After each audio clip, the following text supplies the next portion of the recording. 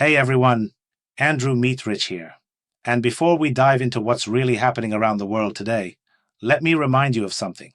I spent years inside one of the biggest media machines you've ever heard of, watching how they bent stories to serve agendas, not truth. I walked away from that. Now I work for no one but you, and I tell it exactly as I see it. If you appreciate that kind of honesty, do me a favor, hit that like button, subscribe if you haven't already, and if you really want to support independent voices who aren't reading from someone else's script, consider becoming a channel sponsor. It makes a real difference and it keeps this operation running without compromise. Now let's talk about what's unfolding in America right now, because this is significant. The Trump administration is reportedly preparing tens of thousands of National Guard troops for domestic operations inside the United States. We're talking about deployment against mass unrest and street protests. And yes, as we all know by now, many of these protests are financially backed. That's not conspiracy, that's documented fact. According to reports coming out of American media outlets, Defense Secretary Pete Hegseth has ordered the formation of rapid response forces nationwide, over 20,000 troops, specially trained in crowd control tactics. Now, here's the thing. Technically, the National Guard answers to state governors, but the president can federalize them when there's a perceived threat to national security or public order. And Trump has used this authority multiple times already. In recent months, he sent Guard units into Los Angeles, Portland, Chicago, and Washington, even when local authorities objected. Some of these operations were later ruled unlawful by judges who, let's be honest, have their own political influences, often leaning Democratic. During his visit to Japan, Trump stated it plainly. We have cities where the situation is out of control. We're sending our people in. We're restoring order. That's a direct quote. No ambiguity there. Now, whether you think this is necessary federal intervention or overreach depends largely on where you sit politically. What's clear is that the machinery is being put in place for significant domestic military presence. Keep your eyes on this because it sets a precedent that goes far beyond one administration. And speaking of Trump, there was a lighter moment this week. The White House hosted a Halloween celebration for the children of presidential office staff. Kids showed up in costumes for trick or treating with the president and first lady. Donald and Melania Trump predictably skipped the costumes themselves. They greeted families, posed for photos, signed autographs, all against the backdrop of the White House decorated with orange pumpkins. A brief pause in the political storm, if you will. But then things got interesting and frankly a bit bizarre. Trump's temporary NASA administrator Sean Duffy found himself in an awkward position thanks to Kim Kardashian. Yes, you heard that right. The celebrity, who has millions of followers and clearly leans Democratic, made public statements claiming the American moon landing was fake. This forced Duffy into damage control mode. Kardashian asked, quote, "There's no gravity on the moon. Why is the flag waving? Why are there no stars?" Along with other questions that have circulated in conspiracy circles for decades, she concluded by saying they'd call her wrong anyway and accuse her of promoting fringe theories. Within hours, acting NASA Administrator Sean Duffy responded with a post declaring, "Yes, we've been to the moon 6 times." He emphasized that NASA's program is being revived under President Trump's leadership, adding, "We won the last space race and we'll win this one." Now, many people didn't even know Americans supposedly went to the moon 6 times, did they?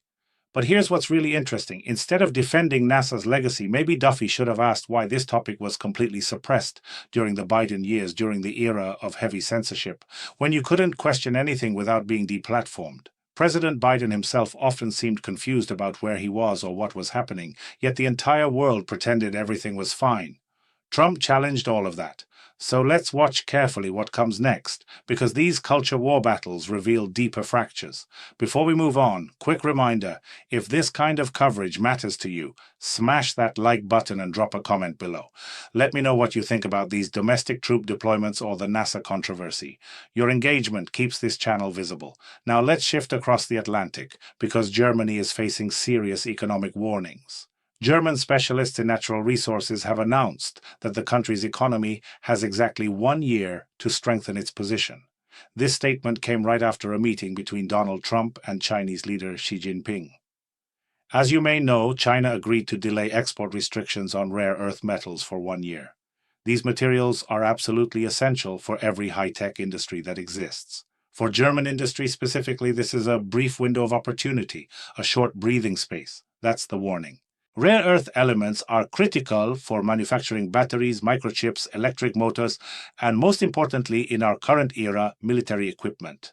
But here's the catch: their extraction and processing are completely concentrated in China, which holds the largest deposits and refining facilities. Right now, China remains the only country capable of controlling the entire production cycle from mining to finished products. That gives Beijing enormous leverage. So when they say Germany has 1 year, they mean it. If alternative supply chains aren't established, German manufacturing could face catastrophic disruption, and it gets worse for Germany. Another alarming warning has emerged about the country's automotive giants. Mercedes-Benz and Volkswagen just posted weak quarterly results, and experts are predicting a crisis with mass layoffs on the horizon. Germany is standing on the edge of another major wave of job losses. Analysts say German manufacturers can survive Trump's 15% tariffs, but anything higher becomes critical for exports. The problem is deeper than tariffs, though. German factories are among the most expensive in the world to operate, and product quality no longer compensates for those costs. China and Eastern European countries like Hungary are winning through lower energy costs and cheaper labor. Even in the United States, according to German specialists, an hour of labor costs less than in Germany. Think about that for a moment. If decisive action isn't taken immediately, Germany could lose around 200,000 jobs across automakers, suppliers, and machinery manufacturing. And here's the kicker.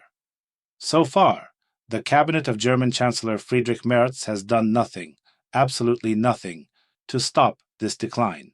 Germany, the economic powerhouse of Europe, is watching its industrial base erode in real time while leadership appears paralyzed.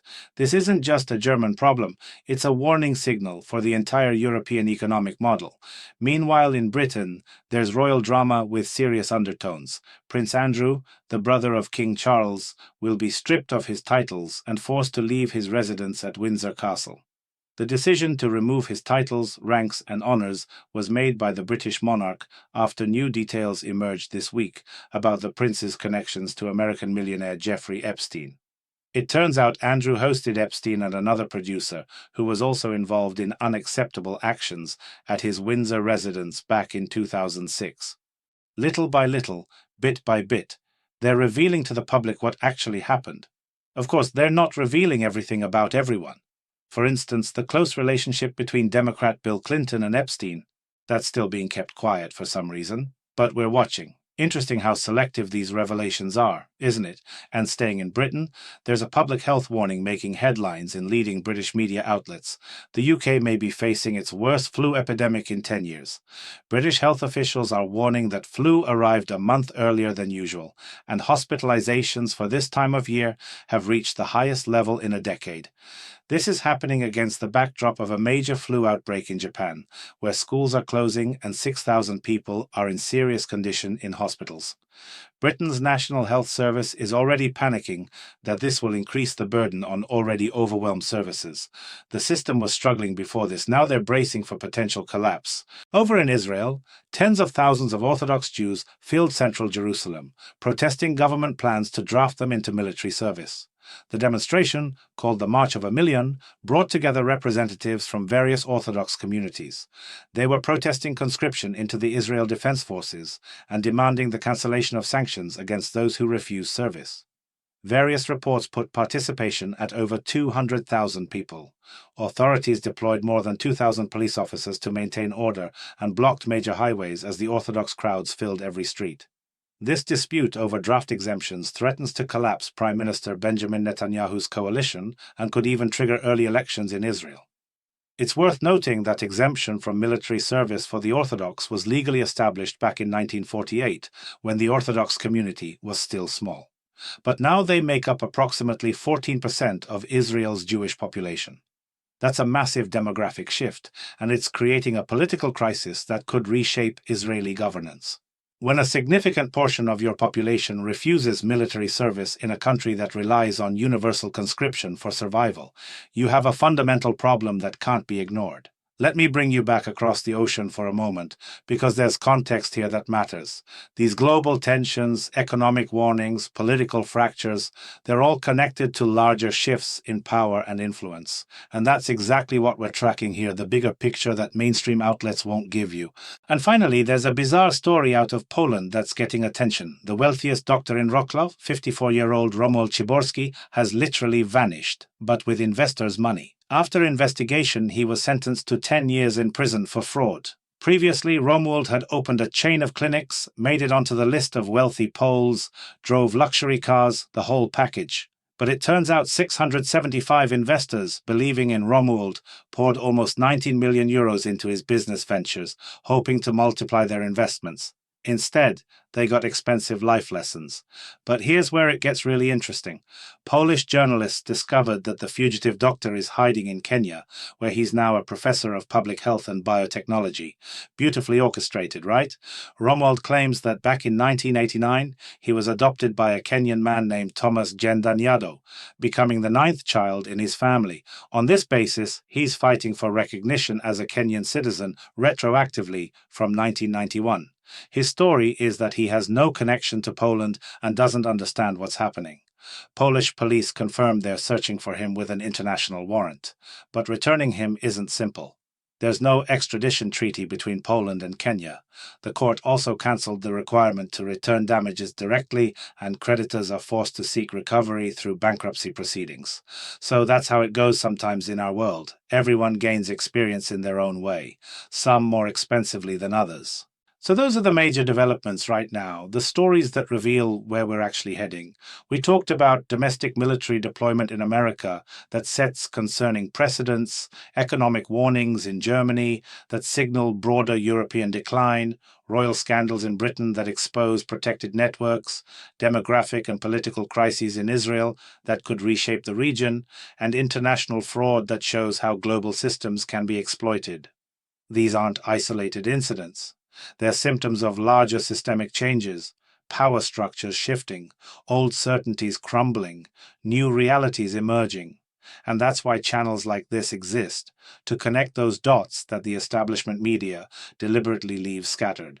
If you found value in this breakdown, do me a solid. Hit that like button, it genuinely helps. Subscribe if you want to stay informed without the corporate filter. And if you believe in supporting independent voices who answer to audiences, not advertisers or political machines, consider becoming a channel sponsor. Every bit of support means I can keep doing this without compromise, without looking over my shoulder, without softening the message. Drop your thoughts in the comments. What concerns you most about these developments? Let's keep this conversation going, because that's how we stay ahead of the narrative. I'll be back with more as the situation develops. Stay sharp out there.